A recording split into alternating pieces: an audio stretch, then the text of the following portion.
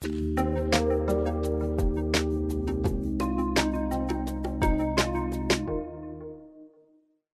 part of Ben Goldfarb's new book that will first draw your attention are the innumerable creatures killed by cars on the world's roads. Each year, tens of millions, maybe hundreds of millions of animals become roadkill.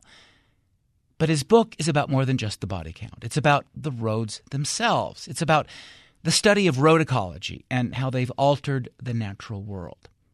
Highways and streets and thoroughfares keep wild animals from migrating. They disrupt habitat. They spread invasive plants, create noise pollution, and shatter biotic integrity.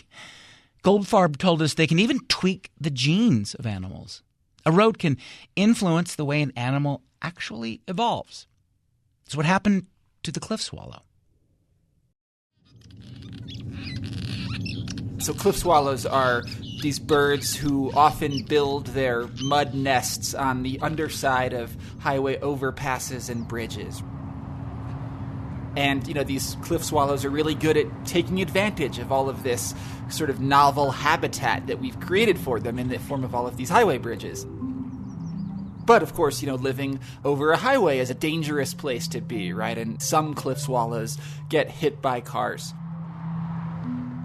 So in the 1980s, this cliff swallow scientist named Charles Brown began this very long-term study of cliff swallows in Nebraska. And he, just sort of picked up roadkill, cliff swallow roadkill, whenever he found it. Decades went by and he collected all of this roadkill. And then in sort of the mid-2000s, he just had this epiphany, which was that over time, fewer cliff swallows were getting hit by cars. And he thought about why that was. And it wasn't because there were fewer cliff swallows out there. The populations were still, doing pretty well. And so he began to think about the birds themselves. And he did all of these analyses of these cliff swallow specimens he had collected over many decades. And what he realized is that over time, cliff swallow wings were getting shorter. And the reason for that, so if you're a bird, having a long wing is good for long, straight flights, whereas having a short wing is good for maneuverability and agility, making all of the tight rolls and turns that you need to, get out of the way of an 18-wheeler barreling down an interstate. So the long-winged swallows, which weren't as maneuverable, were getting hit by cars, and the short-winged swallows were the ones that were surviving. So it was natural selection, weeding out the longer-winged birds, selecting for the shorter-winged birds, and causing the whole population to evolve.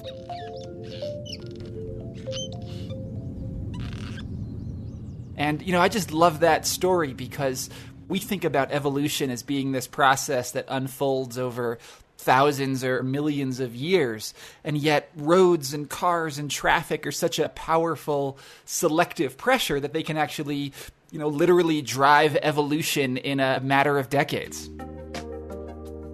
Morphologically, they've changed, right? Their wings have gotten shorter to respond to traffic. But, I think that they're also, in some deeper philosophical sense, they're not the same birds anymore, right? They've been shaped by us humans and by our built environment and by our infrastructure and our cars.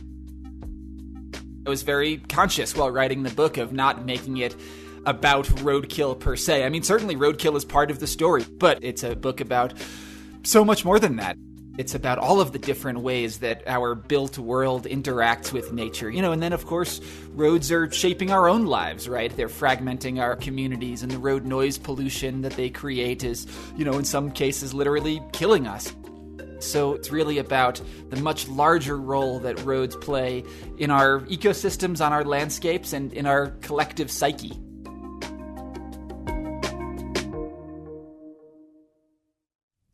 This is Radio West. I'm Doug Fabrizio. Today in the program, the environmental journalist Ben Goldfarb is talking about his book. It's called Crossings. He can trace his own interest in this subject of road ecology back 10 years. October of 2013, he was on a road trip, of course. I was in Montana that fall, and I was writing about, wildlife conservation and ecology, as I tend to do. I had the chance to visit some wildlife crossing structures on Highway 93 north of Missoula. Some very famous wildlife crossings, overpasses, underpasses, tunnels, all of these different structures that, allow animals to safely move from one side of this highway, Highway 93, to another. And it was, almost an epiphany in some ways, because I had the chance to stand up on top of one of these wildlife overpasses with a guy named Marcel Hauser, who's a great road ecologist.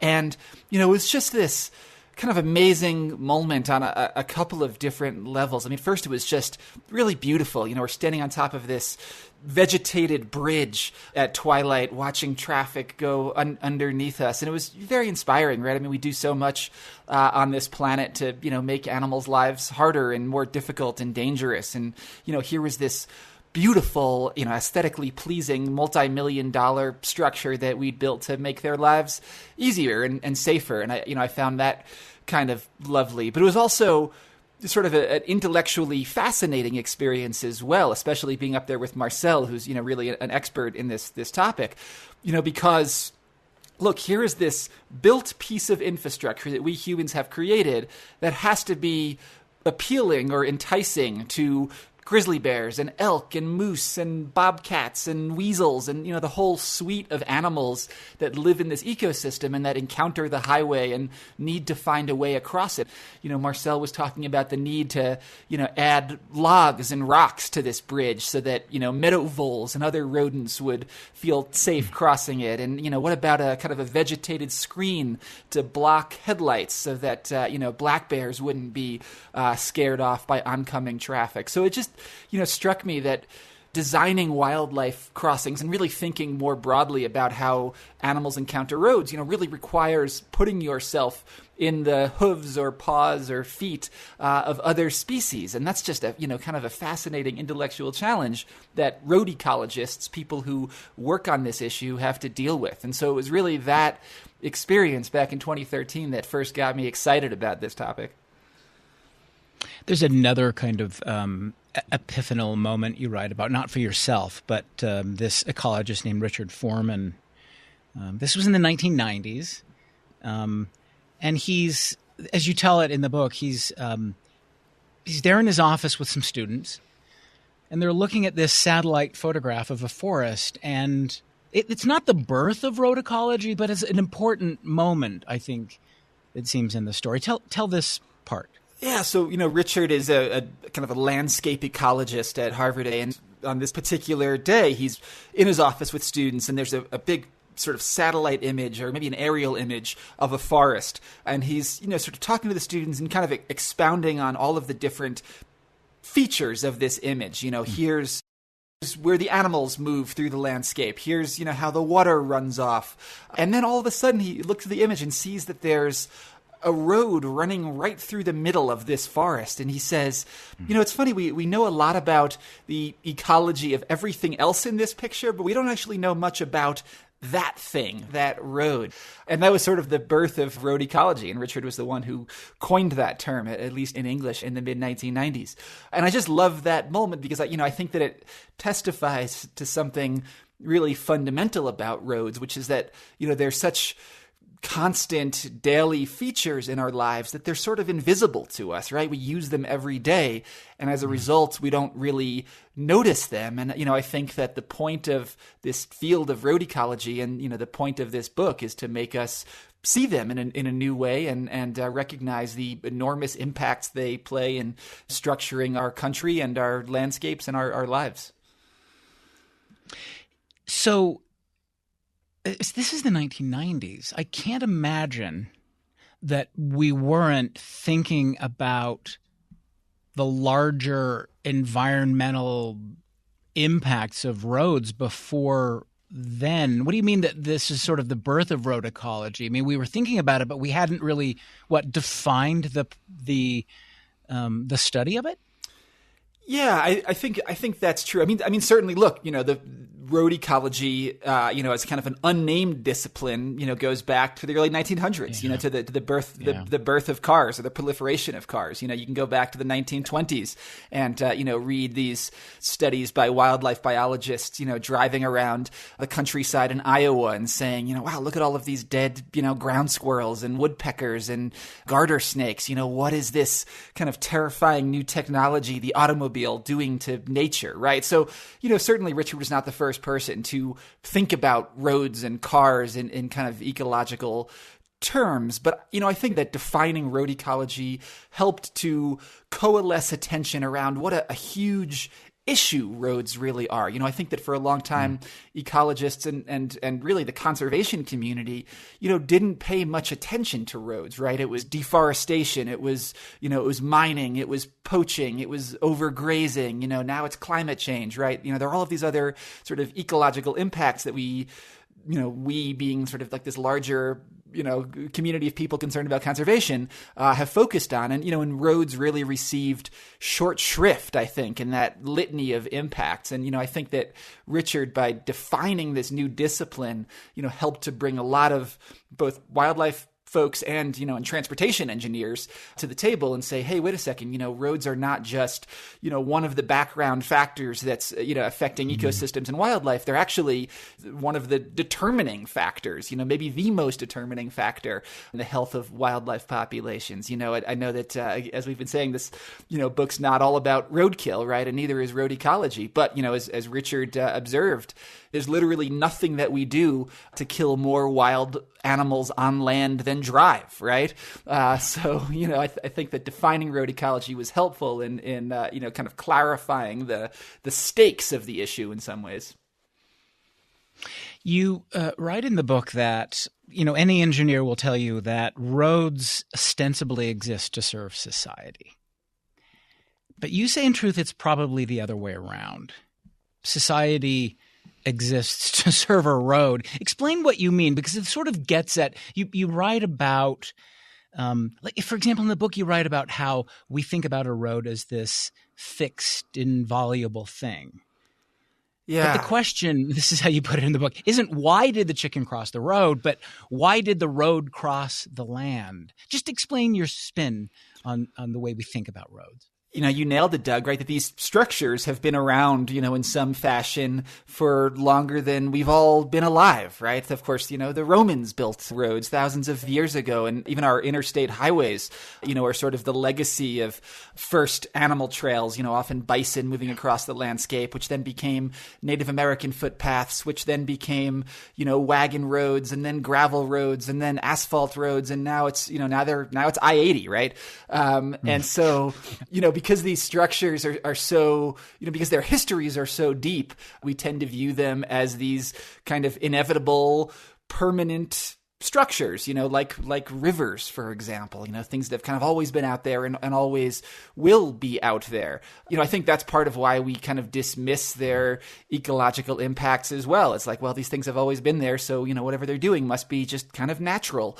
When in reality, so many of these roads are products of course, human history and, decisions that we've made. And in some cases, lobbying by contractors and the federal government itself sort of advocating for an expanded transportation network. Part of what I'm trying to do in making that point is just reconfigure roads from being these, inevitable natural artifacts to really being human constructions that, were sort of the products of deliberate decision-making in many cases. And if we put those roads there for a reason, we can also rethink them in some ways and redesign them to be more ecologically sensible. Yeah, which we'll get to, of course, the way some are rethinking that. When humans, as far as you can tell, started building these roads and these road networks, was there ever a time in the history, not recent history, when humans thought about the impact on animals and habitat, or is that a quaint idea? I don't think there was a whole lot of thought about wildlife and ecosystems in the early days of road building. Certainly you can find isolated instances and people who thought about it. I mean, even Henry David Thoreau, right? And, in the 1800s, is writing about how, turtles are getting trapped in wagon ruts and getting crushed by carriages, right? So these impacts kind of predate the car itself, but it's not like, Thoreau called for, sweeping legislation that would, prevent that from happening, obviously. It's really not until the 1960s, and the kind of the automotive safety revolution begins to take hold that, people really start to think about roads and wildlife, mostly because they're thinking about how, wildlife is impacting and endangering drivers, right? It's wait a second, there are all of these white-tailed deer, crossing our highways and killing drivers. What are we going to do about that? So the understanding that roads and nature interact in really profound ways, that's a pretty modern understanding. You mentioned the really important sort of transition moment that plays out in the late 50s, 60s. But before we get there, I did want to ask about the Stoners, Dayton and his wife Lillian, because what I loved about them, this was in the 1920s. In fact, June 1924, which was kind of another one of those sort of birth moments of road ecology. They go out on the road. And what I really like about the story is they're among the first to really start to notice all of these dead creatures on the road. Tell us about the Stoners. Yeah, and the Stoners are a couple of wildlife biologists in Iowa. They're sort of undertaking this road trip one summer.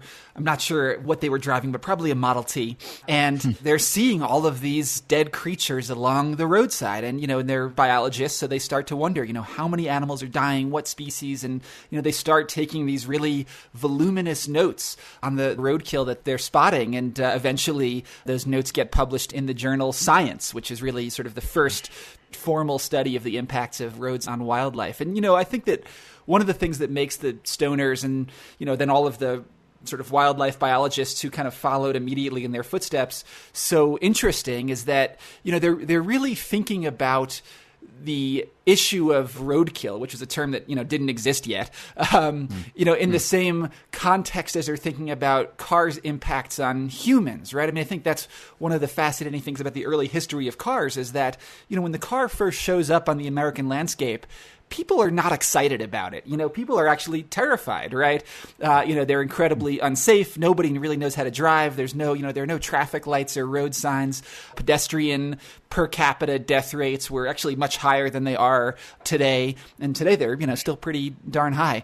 There are all of these sort of urban reformers who are, wringing their hands and organizing protests against this terrifying new technology, the automobile that's, taking over American city streets and, squeezing out the kids who used to play stickball and so on. So all of these big protests against the automobile. And that's sort of the tradition that the Stoners are working in, and actually in this scientific paper that the Stoners write, they make this point very explicit, that the roads of Iowa are already stained with human blood. And, they're also stained with the blood of wild animals as well. So those early road ecologists, even though they wouldn't call themselves that, were thinking along these very human lines about how cars are, endangering both us and wild creatures. That's Ben Goldfarb. His book is Crossings, How Road Ecology is Shaping the Future of Our Planet. We'll take a break, come back in a moment. You're listening to Radio West.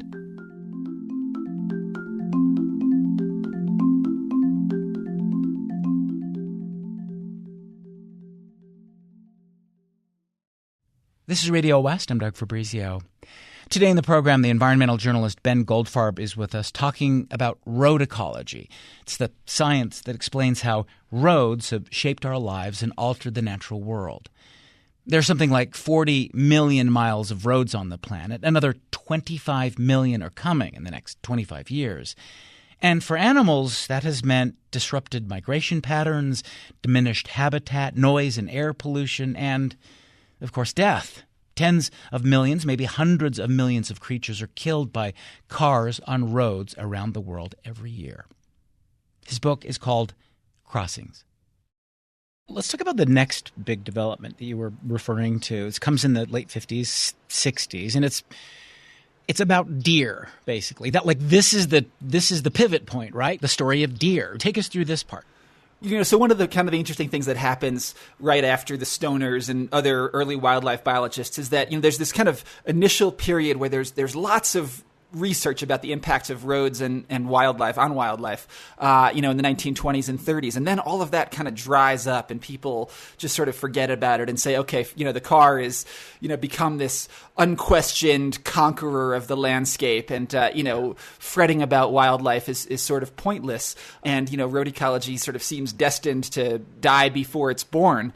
But then, as you say, in the 1950s, the important development that happens is that deer start to explode. Deer are a species that is obviously they're, both mule deer and whitetail deer are sort of ubiquitous today.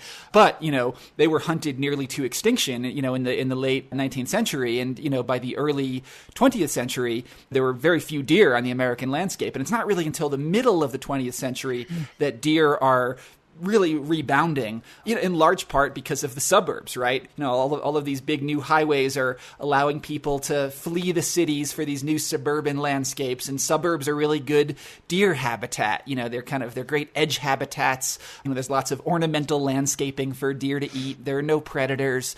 And so, deer populations are booming in the suburbs, just as, the interstate highway system is being built. And so Americans are driving farther and faster than ever, and suddenly, there's this 150-pound mammal wandering into the middle of the highways, endangering human lives, right? Nobody dies when they hit a garter snake, but they can certainly die when they hit a white-tailed deer.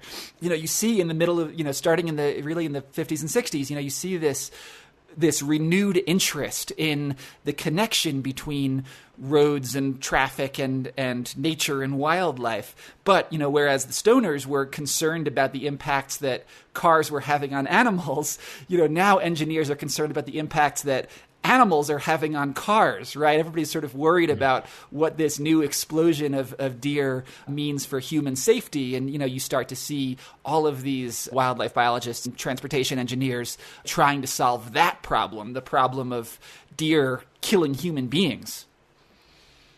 But then comes this moment that you write about in the story where the numbers of deer that are being killed for a time starts to decline because the roads became so dangerous that they became reluctant to cross them. So as you say, cars created roadkill, but more cars made it go away. And it was this sort of revelation that has an influence on road ecology for a while. What's happening at this part of the story? Right. So, if you imagine, a really busy interstate highway like I-70 or I-80, or even, smaller U.S. and state highways as well, there's just so much traffic that animals don't even attempt to cross the highway, right? The traffic, at a certain point just becomes this impenetrable wall that animals are not even going to risk their lives trying to cross. And, all over the country, there's sort of this fascinating pattern where there's this initial explosion of deer roadkill on new interstate highways. And then there's a decline in deer roadkill because the deer have just stopped trying to cross.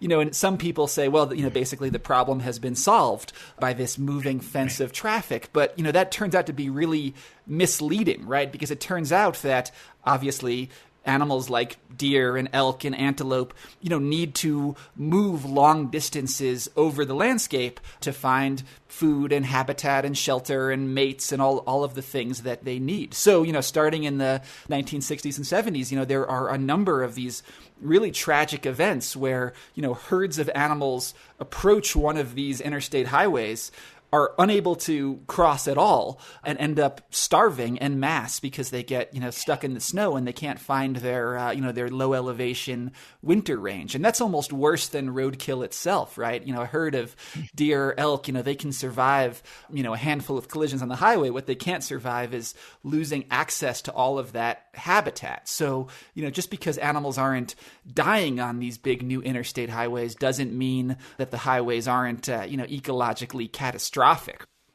You say that animal lives are defined by mobility.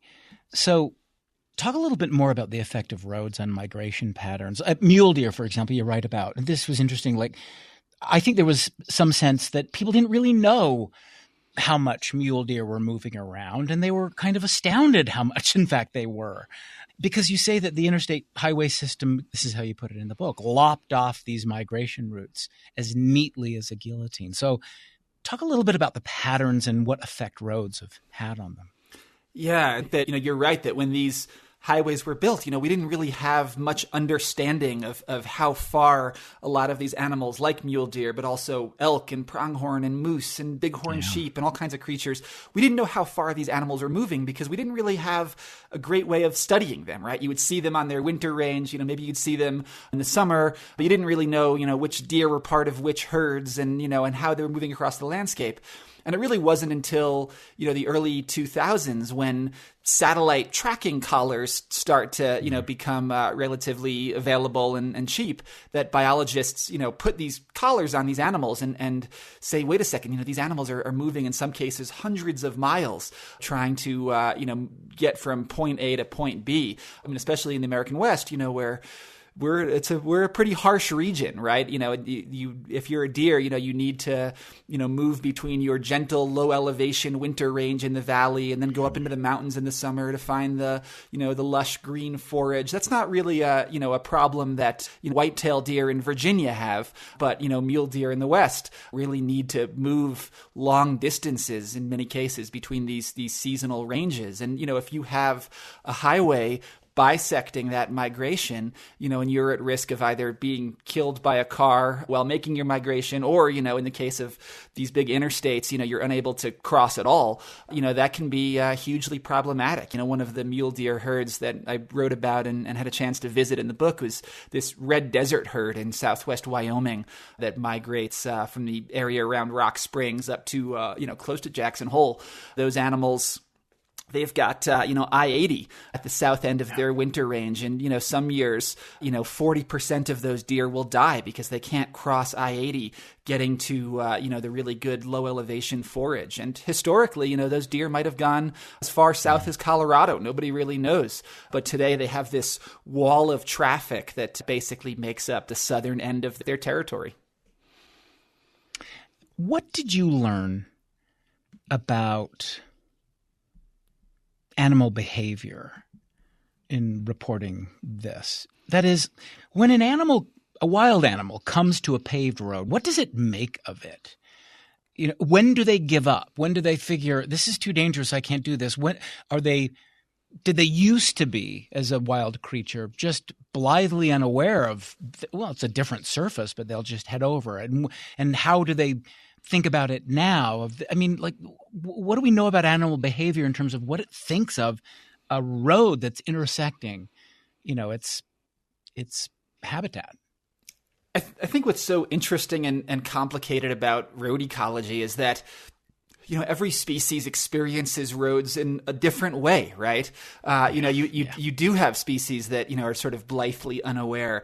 You've got amphibians and reptiles, for example. You've got frogs and salamanders. They're out there doing their migration on warm spring nights, going to their breeding ponds, and they just have this drive to reproduce, and they're going to make it to that pond no matter how many cars are in their way. And that's why you see, in some places, especially in the Northeast, these huge frog and salamander and toad squishing events where, hundreds or thousands get crushed in a single night. On the other end of the spectrum, you've got really smart, wary animals like grizzly bears, are sort of the iconic road avoider. They're an animal that they're so human and road shy that, one car every 10 minutes, an incredibly low traffic rural road is enough to prevent them from crossing because they're just, these kind of smart, cautious creatures that don't like traffic at all. And, so grizzly bears, they don't get hit by cars very often, but, because they're so fearful of crossing, their habitat is very easily fragmented by roads, right? Even a few cars is enough to, keep them in a little island of forest and prevent them from, moving out and dispersing to meet other bears. So for every sort of taxonomic group at every spatial scale, roads are causing kind of a different set of problems. And I think that's one of the things that makes them so hard to address. It's Ben Goldfarb. His book is Crossings, How Road Ecology is Shaping the Future of Our Planet. We'll take another break, come back in a moment. You're listening to Radio West.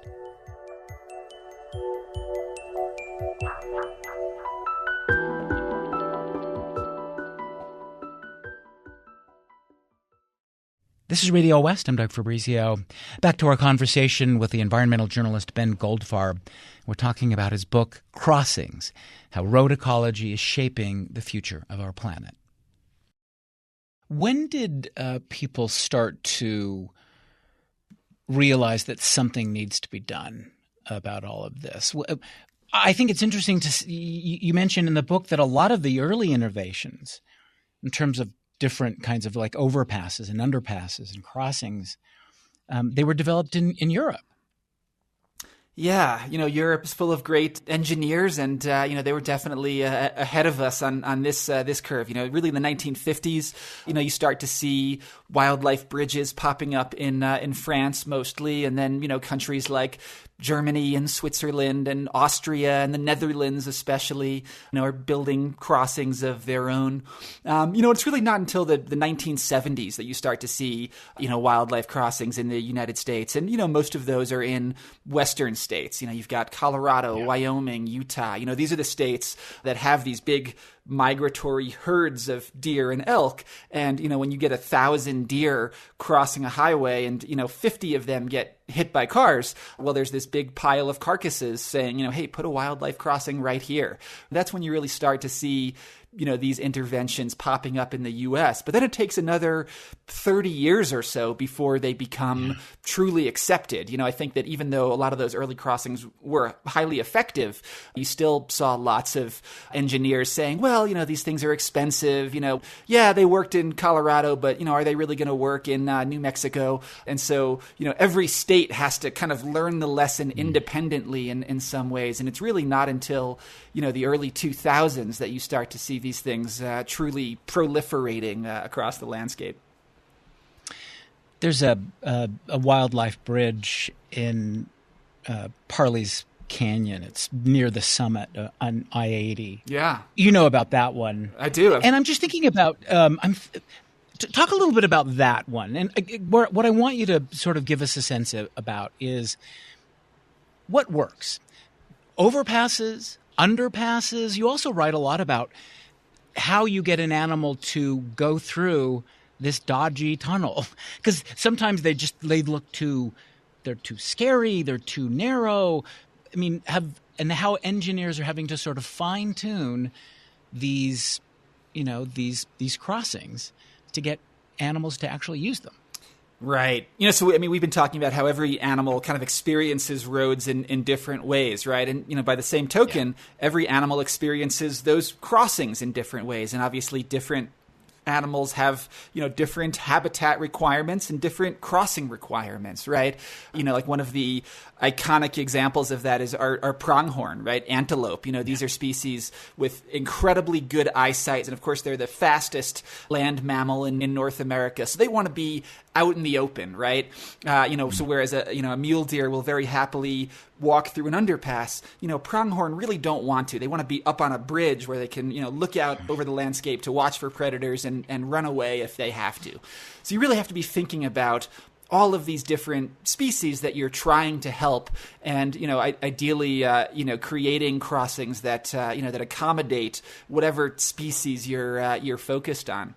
The Parley's Canyon crossing is such an interesting one, and I had a chance to check it out last year for the first time, which is really exciting. And of course, I'd seen a million viral videos of it, and the kind of the fascinating thing about it is that I think in a perfect world, that is not the kind of structure you would build, right? It's very long and skinny. It almost looks like a catwalk when seen from above. And there's not a whole lot of landscaping on it. When it was being built, I talked to a few road ecologists who were very skeptical that it was going to be functional because it just seemed not to kind of meet the traditional requirements for a lot of species. And then, of course, it has received a whole lot of wildlife use, from everything from bobcats to black bears to moose to elk. I'm sure most listeners have seen those very viral videos of animals using that particular crossing. So, I think it just goes to show that, look, if you build in the right place,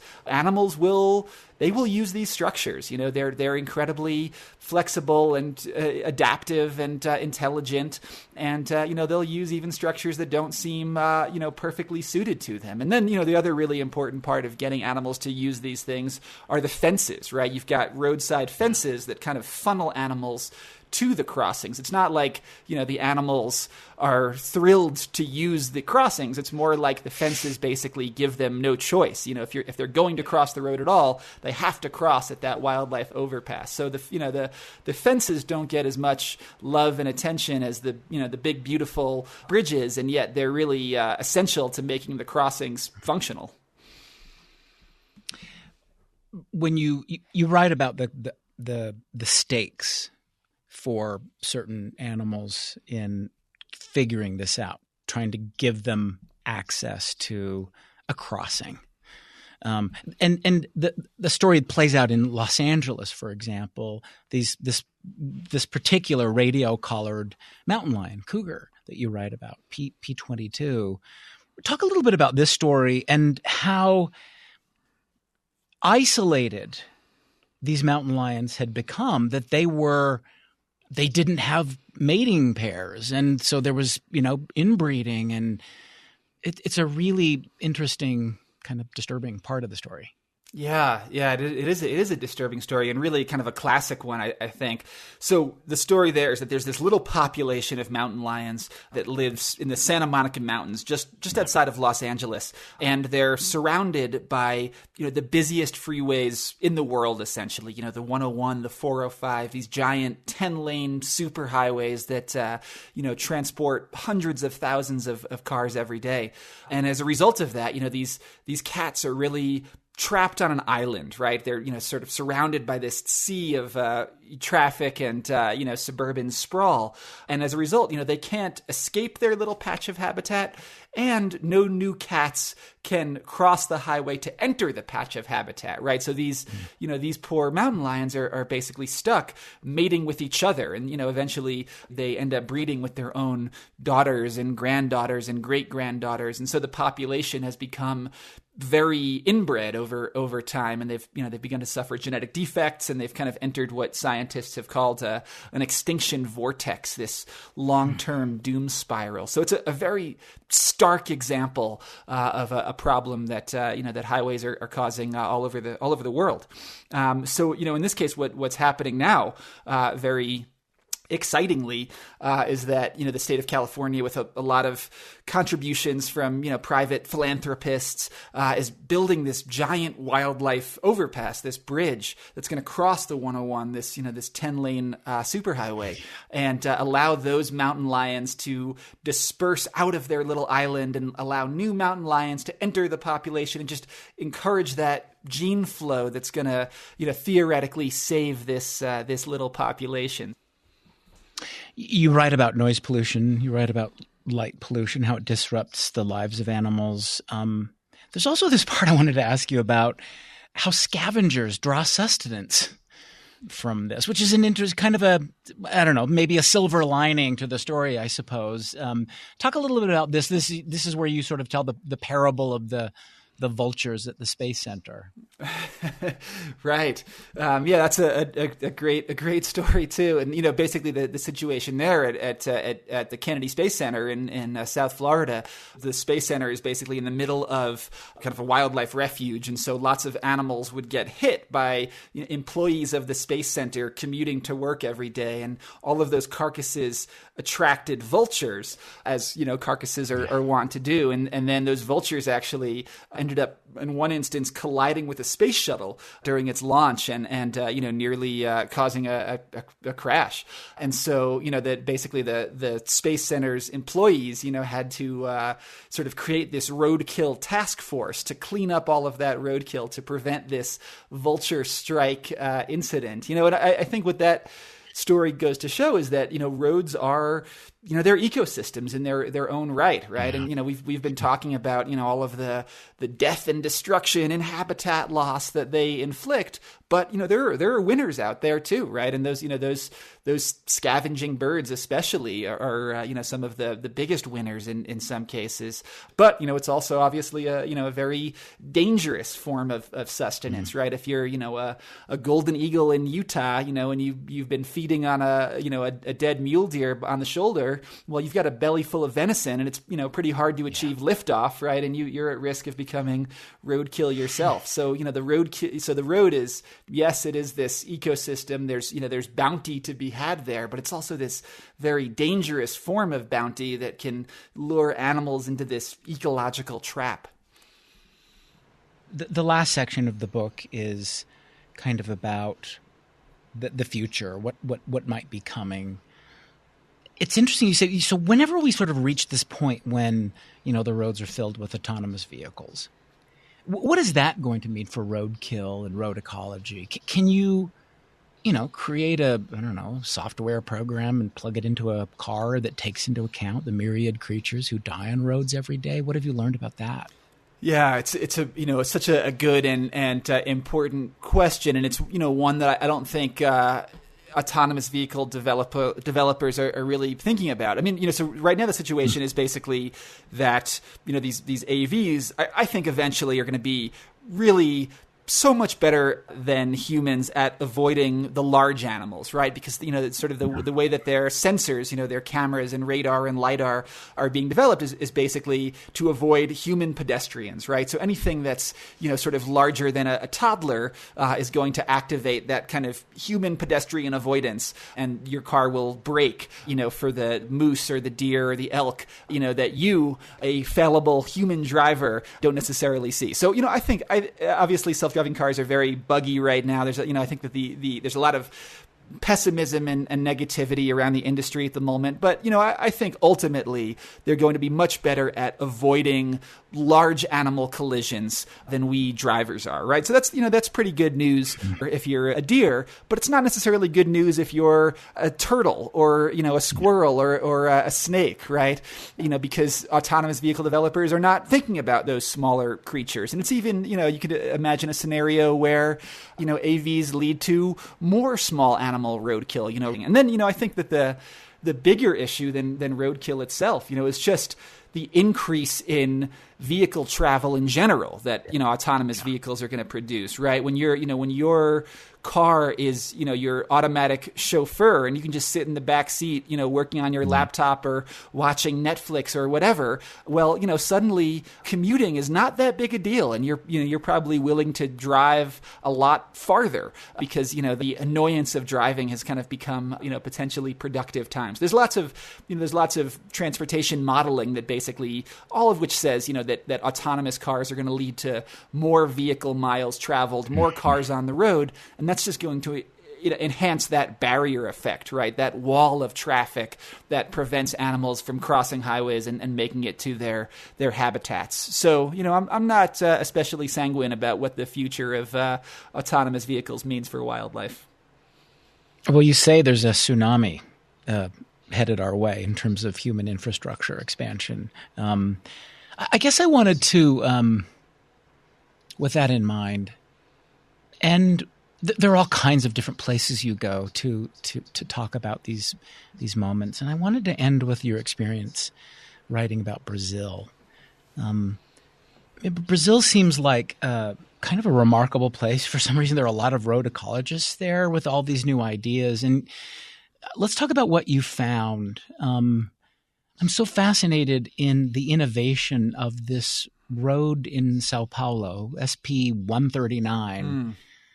And I'm not sure it's practical to impose an idea like this everywhere in the United States, but the way they were rethinking a road the way they were rethinking the way it was designed. Just take us through this, because I think this is really interesting. Right. So that tsunami you mentioned, Doug, this kind of idea of the infrastructure tsunami, as one ecologist called it. Basically what that refers to is this wave of planned new construction in the developing world, right? Here in the US, we have our highways and yes, we're, building lots of smaller, residential roads, and we're, expanding some highways, but we're not building new interstates, right? We sort of have our infrastructure and we're mostly tweaking around the margins. Whereas, fast developing countries, like Kenya, Myanmar, Nepal, Brazil, they're building out a lot of infrastructure right now. And, the challenge there is that, yes, a lot of those highways will be good for human flourishing. They'll help kids get to school, and, people get to hospitals, and they'll help farmers get their crops to market. So that, they're good from a human prosperity standpoint. But, those countries are also some of the last intact habitats, on this planet, especially Brazil, which is, the most biodiverse country in the world. But the thing about that infrastructure tsunami is that when you're building out your highways for the first time, rather than retrofitting them, you can really do it right from the outset, right? And and I don't want to say that that's happening everywhere, even most of the time, but there are some great examples out there of countries that are building their infrastructure now and are learning from our mistakes here in North America and doing it a lot better than we did. So in India, for example, there's this highway through a tiger sanctuary, and the whole highway is elevated on these giant concrete pillars so that the tigers and other animals can walk back and forth, for many miles without being disturbed by the highway. And, the road that you're referring to in Brazil, I think, is another piece of, really creative engineering. And so the situation there is that basically they built this highway through a state park, which is not ideal. But, they built the highway in such a way that you can't drive fast on it. It's very intentionally curvy, and it actually kind of undulates up and down like a roller coaster. You couldn't drive faster than 30 miles an hour or so if you wanted to, because of the way that it's been designed. And as a result of that, roadkill rates are really low. And they also close the road at night, which is something that, we don't do here in the US, basically anywhere. And so, there are all of these cool design features that, I think that we could learn a lot from. So do you feel, I don't know, the tsunami's coming. Do you feel optimistic that humans are going to react to it in a way that's responsible, that takes into account all of these creatures? I mean, there was this article, you mentioned it in the New York Times, it was a few years ago. It was called "The End of Roadkill." And it made me wonder, gosh, is that even possible? Is it possible that there could be an end to it? But you mentioned this toward the end of the book. You say that in the course of writing the book that you had felt at times kind of like a defeatist by talking about these wildlife passages. Like, no, that's giving in or something. But you say you also want to be realistic. So just maybe say something about that finally, how you're thinking about the way you're balancing these ideas and your sense of whether it's optimism or pessimism about all of this. I don't know. I think like a lot of people who care about wildlife, I oscillate between hope and despair. There's look, on the hopeful end, there's just so much interest and momentum and new funding around dealing with this problem, right? I met literally hundreds of people who are working on this issue. The 2021 Infrastructure Act, had this giant pot of, $350 million for wildlife crossings, which was, the first time we've really allocated a huge chunk of federal funding to this problem. That's all good news, right? There are more people working on this problem. We're more aware of it than ever before. And it's really nonpartisan. That's a nice thing about, this issue as well. Nobody wants to hit a deer, obviously. And, I feel like wildlife crossings are, one of the only environmental causes that's equally supported by the hunting lobby and the Humane Society, right? It's a nice nonpartisan issue in a very polarized world. So that's all good and makes me feel hopeful. But, on the other side, as you say, there's so much new construction, driving rates are going through the roof all over the country and the world. And so, the scope of the problem is increasing, even as the scope of the solution is increasing. And I guess the question, and this is the question for every environmental problem you can name, right? But is the extent of the solution and the attention and funding for the solution being scaled appropriately with the growing nature of the problem, and I think that's what keeps me up at night is I feel like as much as we're doing on this issue, there's still so much more that we could be doing, right? As I said, there were $350 million for wildlife crossings in the 2021 Infrastructure Act. Well, there were $110 billion for, highway upgrades and expansions and repairs that are going to exacerbate the problem, right? So we're thinking about the solution in a new way, but, are we doing it at the scale that we need to be? I think that's the issue. Ben Goldfarb, thank you very much. Thank you so much, Doug. I appreciate your great questions.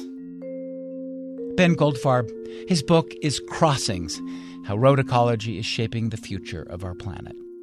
Radio West is a production of KUER. You can subscribe to the show wherever you get your podcasts, and we're on YouTube at KUER 90.1. You can email us with comments or suggestions. We're at radiowest@kuer.org. Stevie Shaughnessy is our intern. The program produced by Benjamin Bombard and Tim Slover.